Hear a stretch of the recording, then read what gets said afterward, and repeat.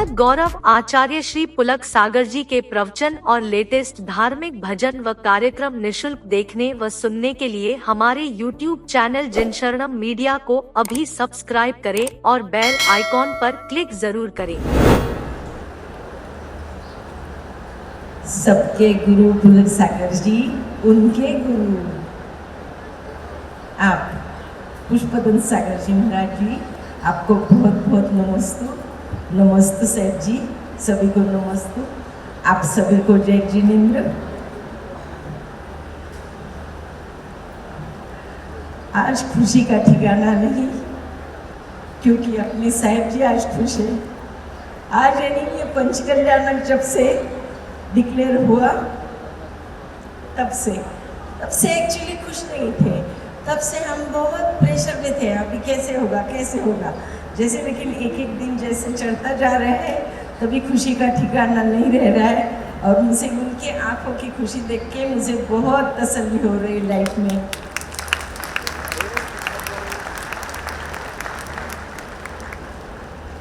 पुलक सागर जी साहब जी, जिनको मैं अकेली ही शायद साहब जी बोलती हूँ, 2018 तब मेरी अवस्था बहुत अच्छी नहीं थी। 2018 में साहब जी मिले, हम बहुत दुखी थे, जानवी और मैं।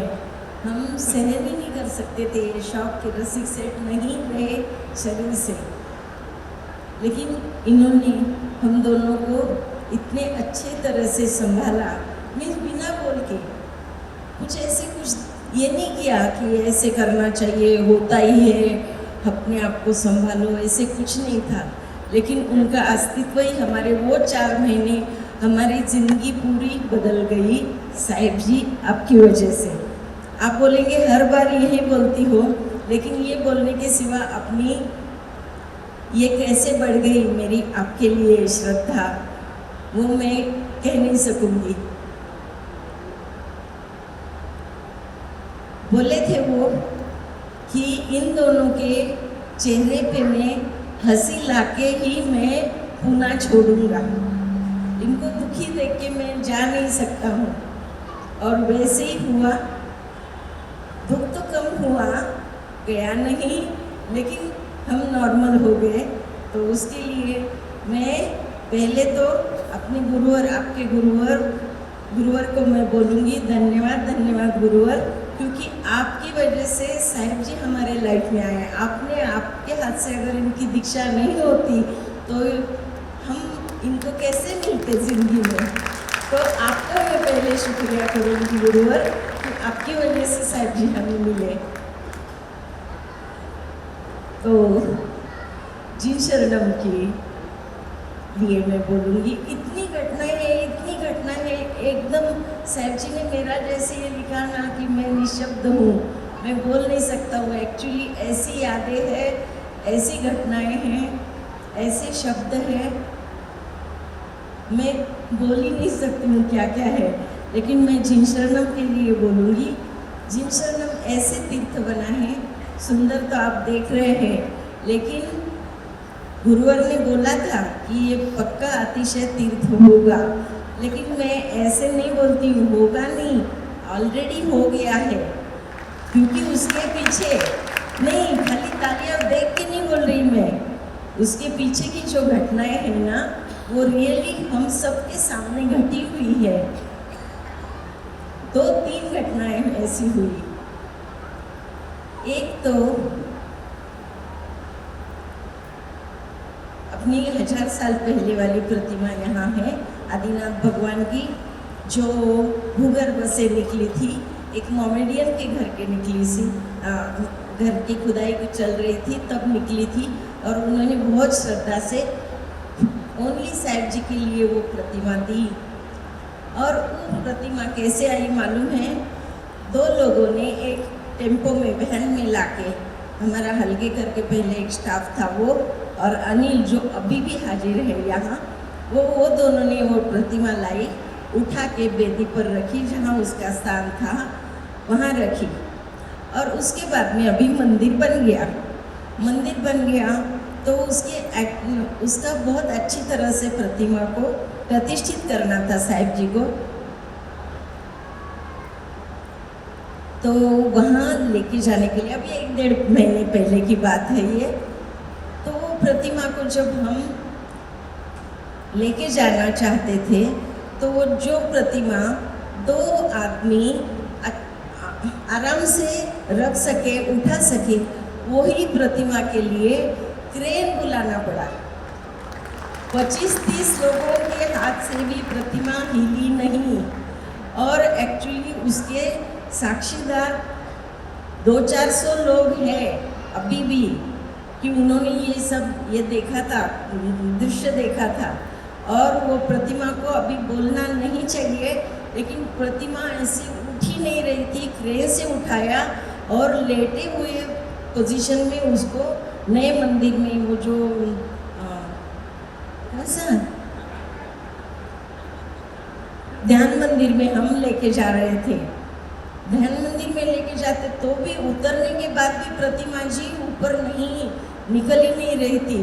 तो साहिब जी ने जस्ट उसको हाथ लगाया, प्रणाम किया और बोला, हे देवी देवताओं, देवी देवता होते ही है रक्षक भगवान के, हे देवी देवताओं, आपके भगवान को मैं बहुत उसकी अच्छे स्थान पे लेके जा रहा हूँ और उसको अच्छी पोजीशन दे रहा हूँ।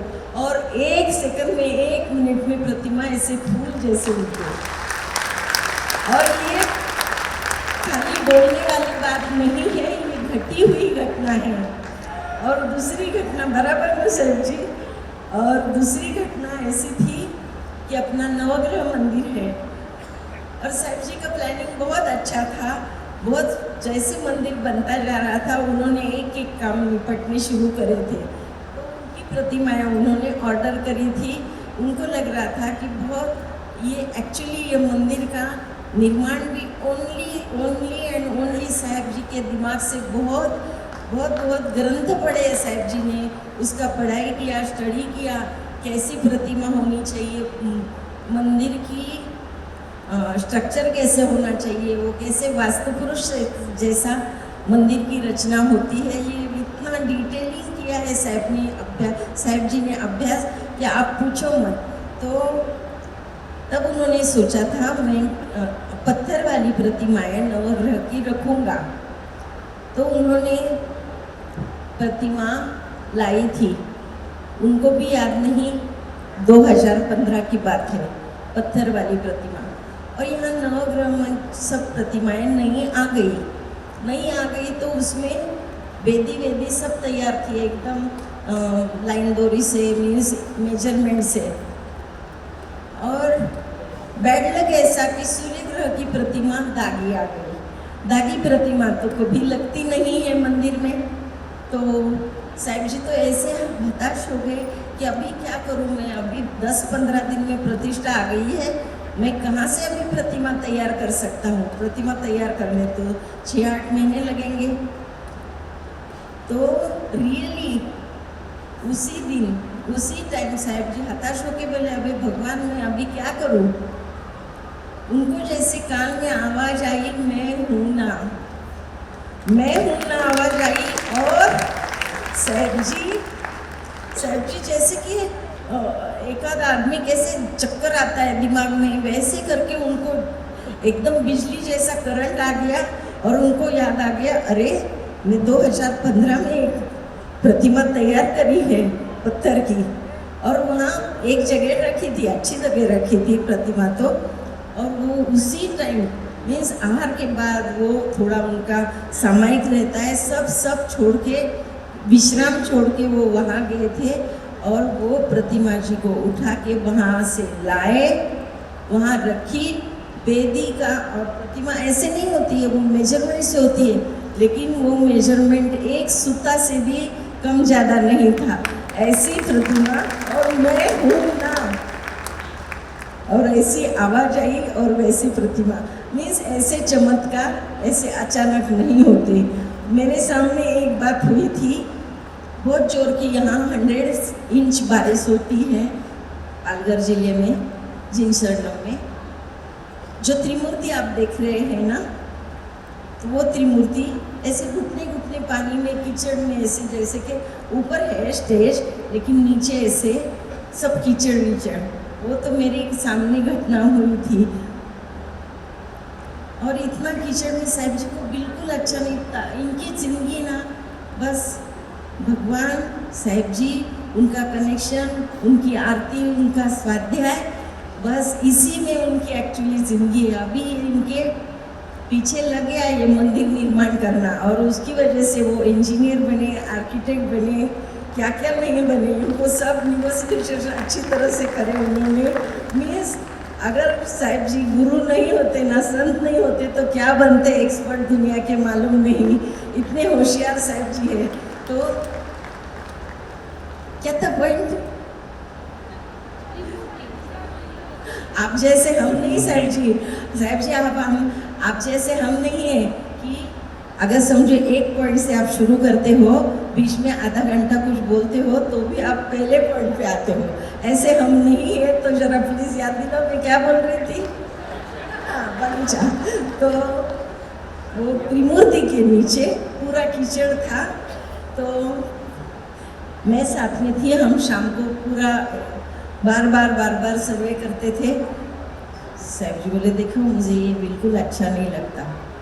देखो भगवान, कीचड़ है, मैं तो नहीं चाहता आप कीचड़ में रहूं। और प्रॉमिस मैं बोलती हूँ उसी दिन बारिश रुकी। जब तक वो क्या ब्लॉक नहीं लगे तब तक बारिश नहीं हुई, और धुआंधार बारिश वापस शुरू हो गई। यानी ये है ना, उनके भाव जो है वो एकदम अनमोल है, उनके शब्द है वो अनमोल है। और शब्द में बोलती हूँ साहिब जी, आपके शब्द ऐसे होते हैं कि शब्द की सुंदरता जो होती है ना, वो अर्थ से नहीं होती। जो आपके मुंह से जैसे शब्द आते हैं उससे शब्द सुंदर बनते हैं।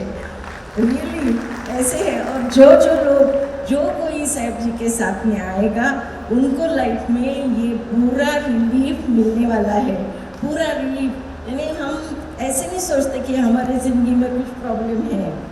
कुछ भी कहो, हमारे घर में तो ना सब लोग गुरु बोलते होंगे, सब ये करते होंगे, लेकिन मैं, जानवी और पुनीत और हमारे साथ में जैसे कि साहिब जी, हम 4 फैमिली मेम्बर हैं। आप फैमिली में भरे ऐड नहीं हो, लेकिन हमने आपको तो हमारी फैमिली समझा है। आपको संसार, यानी हमारे फैमिली से आपको लेना देना नहीं है ये गृहस्थी में, लेकिन हम आपको आपकी हमारी फैमिली मानते हैं। तो ऐसी घटनाएं हैं। दूसरी बात में तो आपने भी इसका महत्व समझना है, ये तीर्थ का महत्व समझना है। और उन्होंने कितने सालों से ये सपना देखा था, मैं सुवर्ण गजरथ ही बनाऊंगा। और उसके ऊपर से भी हर बार हमारा अलग अलग डिस्कशन होता था। हम आड़े आते थे कि बाबा लाल ही मंदिर रखेंगे, फिर पत्थर का क्यों बनाया, फिर कंक्रीट का क्यों नहीं बनाया, ऐसे वैसे करते। और साहिब जी को आप मुस्काते हैं, साहिब जी आप ऐसे नहीं समझो, वो बहुत गुस्से वाले हैं। लेकिन उनका गुस्सा ऐसे शब्दों से नहीं दिखता है। हाँ, उनका गुस्सा समझना है तो उनका मन जानना पड़ता है। वो मौन रहे तो समझना नहीं, ये ठीक नहीं है। उन्होंने खाली आंखें करी ना, गुस्से से नहीं, तो वो भी समझता है। यानी हम गुस्से में बहुत बोलते हैं, लेकिन साहिब जी गुस्से में बिल्कुल नहीं बोलते हैं। और उनका गुस्सा समझना ही बहुत होशियारी का काम है।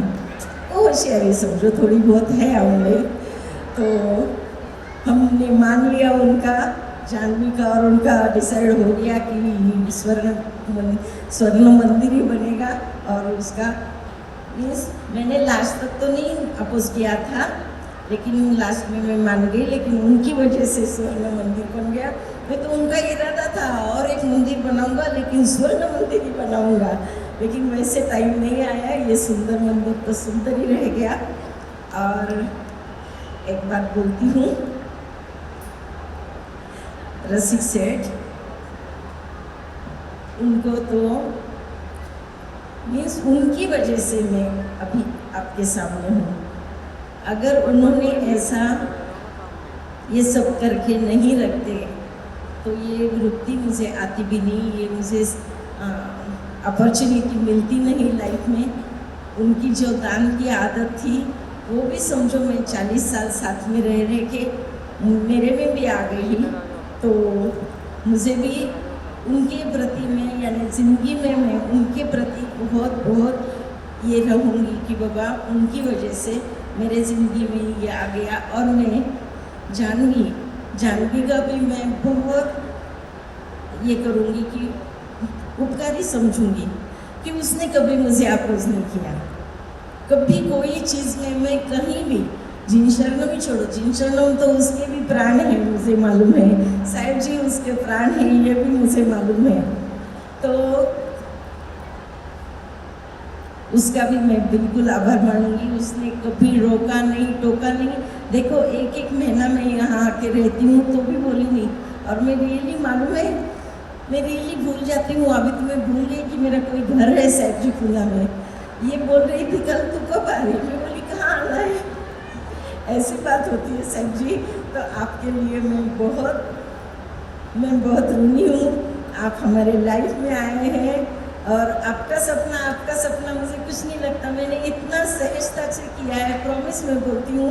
मुझे कुछ लोग बोलते हैं अभी बहुत कष्ट किए, अभी तुमने बहुत कष्ट किए हैं, अभी तुम थोड़ा आराम करो चारा, लेकिन मुझे कुछ कष्ट लगे ही नहीं, मुझे लगा ही नहीं कि मैं कुछ कष्ट कर रही हूँ। मुझे बहुत मैंने सहजता से किया है, तो मुझे ये मेरी भावनाएं प्रकट करने के लिए ये अपॉर्चुनिटी मिली। और साहिब जी एक बोलती हूँ, पूरे दिगंबर समाज में आपकी वजह से मेरी पहचान हुई, तो उसके लिए मैं धन्यवाद करती हूँ, धन्यवाद करती हूँ। और मुझे अलग अलग साहिब जी के साथ में विहार करना, वाह वाह, क्या एकदम स्वर्गानंद है ये। साहिब जी साथ का विहार है, चौके में जाना, आहार कराना, उनके साथ में टाइम बिताना, उनका स्वाध्याय भले नहीं मुझे समझता है, लेकिन वो सुनना ये बहुत बहुत बहुत इसकी बात है। मैं साहिब जी आपको प्रॉमिस करती हूँ, ये जन्म में तो मैं ऐसी रहूँगी, लेकिन अगले जन्म में मैं शायद आपके साथ में धर्म का कुछ सीख सकती हूँ। लेकिन मेरी भावनाएं मेरी अच्छी है मेरी, तो सभी लोगों का मुझे परिचय हुआ, सभी लोग मुझे जानने लगे। मुझे इधर रेडीमेड बहू बेटियाँ मिली है। मुझे अगर कभी टाइम आया ना तो मेरी एक बहू मेरे काम में आएगी। मुझे मीना जैसी फ्रेंड मिली है, मुझे गंगा मैया जैसी मीन्स एल्डरली लेडी मिली है मेरे की, जो मुझे प्यार करे। मुझे सीमा जैसी ये मिली है, सीमा क्या, कल्पना क्या, मामा क्या, जो मामा जो साहिब जी के लिए ज़िंदगी ये देते हैं, न्याचार करते हैं, ऐसे लोग मिले। निर्मल भाई जैसे निर्मल आदमी मिले कि जिन्होंने इतना हम सबका अपोज होता था काम करते करते, लेकिन उन्होंने मेरे पे कभी गुस्सा नहीं किया। बहुत अच्छा लगा। और सब लोगों के साथ में मुझे पूरा भारत मुझे घूमने मिल रहा है साहिब जी की वजह से। और मैं यहाँ से जाती हूँ ना तो कॉर्नर में जाने तक लगता है कि अरे मैं कितने दिन से साहिब जी को मिली नहीं हूँ। बस 5-10 मिनट में मुझे लगता है, ऐसी भावनाएं होती है। तो मैं सबको बहुत बहुत धन्यवाद देती हूँ। और लास्ट धर्म के सिवा एक बात बोलती हूँ, मैं मेरे लाइफ की बात बोलती हूँ कि मेरे इंटरेस्ट की, आप सबने ज़िंदगी में शाकाहारी बनाना ही किसी न किसी को। हमारा पूरा स्टाफ शाकाहारी है। और देखो मैं बोलती हूँ ये आदिवासी लोग तो नॉनवेज की सिवा जी नहीं सकते, लेकिन अभी मैंने 15 दिन पहले एक आदिवासी हमारा यहाँ पे पर एक्सीडेंट हुआ था, उसको हॉस्पिटल में मिलने गई। मैं बोली मैडम अभी मैं शाकाहारी हो गया हूँ, मैं शाकाहारी के सिवा दूसरा आदिवासी को शाकाहारी करना, आप भी वो बात करना है। दूसरा अपना प्लांटेशन करना है, अपने तीर्थ को स्वच्छ रखना है और अपने पृथ्वी को बचाने के लिए प्लांटेशन जरूर करना है। इतनी बातें करो आप प्लीज़। और दान देना सीखना है। अपना 10 रुपया है, उसमें से 1 रुपया मेरी ज़िंदगी में मेरा नहीं है, मेरा है ही नहीं, मुझे 9 रुपये मिल रहे हैं। ऐसा समझ के 1 रुपया दान करो, उसका आपको देखो कितना कितने गुना पैसा मिलेगा और आपको शांति मिलेगी। अच्छे काम में आप जरूर करना। Thank you very much. Thank you viewer. नमस्ते sir ji. Thank you sir ji. Thank you sir ji. और सीमा एक सेकंड सर जी। सीमा अपने जीवन शरणों का रियली अच्छा एक खंबा है अपने। आप अभी देखो ये विरक्त हो गई है, घर छोड़ के आई, तो आप उसका सम्मान नहीं कर सकेंगे, लेकिन मैं उसका शब्दों से सम्मान कर सकती हूँ। इतना अच्छा योगदान इसका रहा, किसी का भी नहीं हुआ। ये जो स्क्रिप्ट वगैरह था, स्तवन थे, भजन थे, कम्युनिकेशन था, फॉलोअप था, कलेक्शन करना था, इसका बहुत अच्छा। आज ऐसे अच्छी रहो, यानी मदद के साथ में तुम्हारी ज़िंदगी भी सुधरेगी, ये मुझे मालूम है। Thank you very much. Thank you very much. देखिए, छोटी माँ ने अपनी भावनाएं रखी, डूबी हुई भावनाएं, आस्थाएं। गुरुदेव मेरा हाथ, मैं उनका हाथ पकड़ के चल रहा था। मैंने कहा कि गुरुदेव ये सब सजाया छोटी माँ ने है। एक ही शब्द उन्होंने मुझसे कहा कि ये शोभा ताई पिछले जन्म की कोई देवी है जो तुम्हारे साथ चल रही है धर्म प्रभावना के लिए। गुरुदेव के ये शब्द थे, पिछले जन्म की कोई देवी है जिसने तुम्हें पहचाना है और तुम्हारे साथ धर्म के पथ पर चल रही है।